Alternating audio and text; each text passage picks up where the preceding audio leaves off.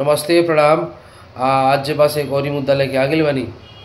तो हम देखी नी जे हमनी के भोजपुरिया समाज जे बात तो केहू अगर भोजपुरी गाना सुनी तो हमनी के कह देला कि भोजपुरी गाना में तो खाली फुहड़ बात होता है, उसमें खाली लहंगा चोली या साली या भौजाई के गीत बनता। तो हमनी के तुरंत एकदम डिफेंसिव जानी जाए कि ना ना ऐसा बात नहीं है, हम ऐसा नहीं सुनते हैं। वो बहुत एक लो क्लास टाइप का लोग वो सब गीत सुनेला। हमनी के तो बढ़िया गाना सुने निसन, भोजपुरी में बढ़िया गाना भी बनेला।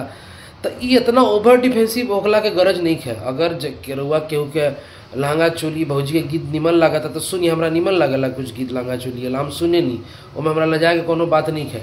अंग्रेजी में देख ली, अंग्रेजी से बाउर उसे फुहड़ बात कोनो गीत में हो कि है लड़की लोग बाहर कार्डी बी लोग के नाम है, ये लोग सब निचला स्तर के तो फुहड़ लिरिक समाज ले सुनल ही नहीं की।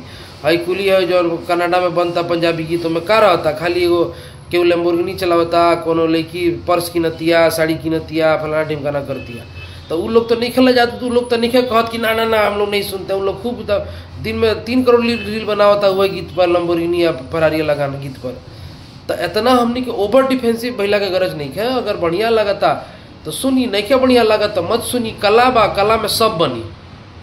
बाकी अपन ध्यान रखी लोगी ना। प्रणाम।